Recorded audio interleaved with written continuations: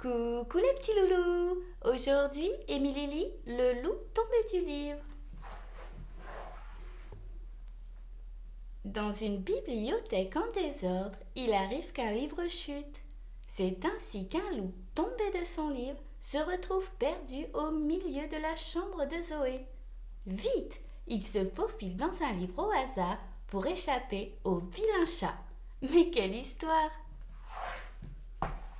Le loup tombé du livre.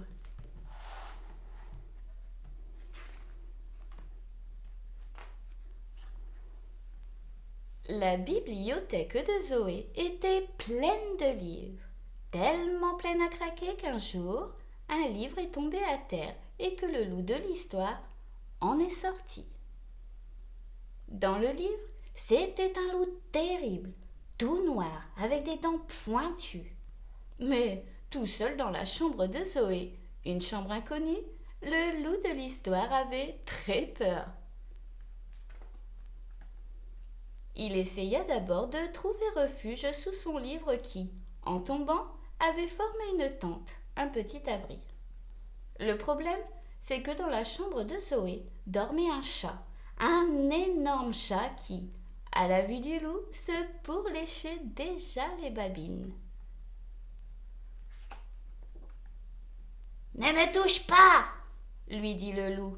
« Dans mon livre, je suis un loup terrible et tout le monde a peur de moi. »« Peut-être, » répondit le chat, « mais ici, tu n'es pas dans ton livre, tu es dans la chambre de Zoé et c'est mon territoire. » Le loup avait si peur qu'il tenta de retourner dans son livre. Mais un mouton le mit à la porte du livre parce qu'il arrivait trop tôt dans l'histoire. « Qu'est-ce que tu fais déjà ici ? Tu arrives beaucoup trop tôt. Il n'y a pas encore de loup dans cette histoire. On ne pourrait pas avoir la paix et brouter tranquillement. » Alors, il essaya d'entrer dans le livre par une autre page. Mais là, d'autres loups lui ont dit « Ah, c'est malin! C'est à cette heure-ci que tu arrives? Quand l'histoire est terminée? Bravo! Belle conscience professionnelle !» Le chat se rapprochait de plus en plus. Il fallait que le loup se sauve, et vite. Il grimpa sur la bibliothèque, à la recherche d'un livre qui pourrait l'abriter. Cette bibliothèque était grande, droite et raide comme une falaise. Notre loup faillit tomber 10 fois. Finalement, le loup parvint à atteindre la première étagère et tenta de pénétrer dans le premier livre. C'était un livre de princesse. Et à la page où arrivait le loup, le roi donnait un grand bal à la cour. « Désolé, monsieur le loup, » lui dit un majordome, « mais vous ne pourrez rester dans cette histoire qu'en vous changeant. Mettez un costume ou une robe de bal. »« Une robe de bal !» répondit le loup. « Et si d'autres loups me voyaient, de quoi j'aurais l'air ?» C'est ainsi que le loup fut mis à la porte du livre par les majordomes, mais à l'extérieur, le chat l'attendait toujours. Il tenta alors de pénétrer dans un second livre. Dans ce livre, tout était étrange. Le monde ne ressemblait à rien de connu. Soudain, il sentit une présence derrière lui.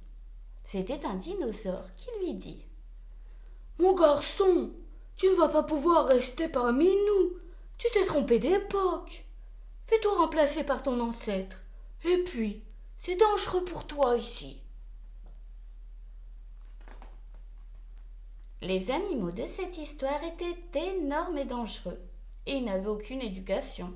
Ils se comportaient comme des animaux préhistoriques. Mal à l'aise, le loup s'échappa vite du livre. « Ferme bien le livre, » lui dit le chat. « Je ne veux pas d'animaux préhistoriques dans la chambre de Zoé. » Le loup choisit un livre au hasard et y pénétra.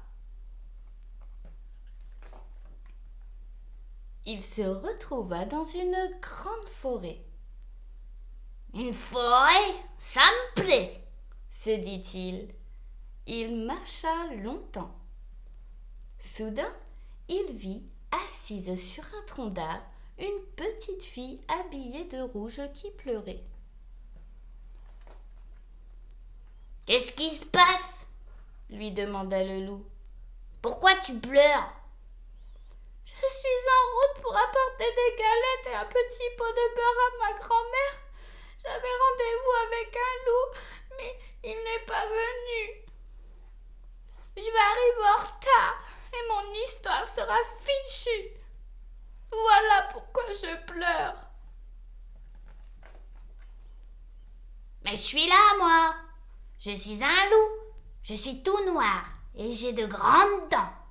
Si tu veux, je peux t'aider. » La petite fille le regarda à travers ses larmes. « Tu veux bien ? Tu n'as pas la chèvre de Monsieur Seguin à manger ou des moutons à dévorer. »« Non, répondit le loup, j'ai tout mon temps. »« Tu veux bien m'accompagner chez ma grand-mère ? En chemin, je t'apprendrai ton texte. »« D'accord. » Et ils partirent bras dessus, bras dessous. « En arrivant à la maison de grand-mère, tu n'oublieras pas de te déguiser, » dit la petite fille. « T'inquiète pas, répondit le loup. Je connais mon métier. »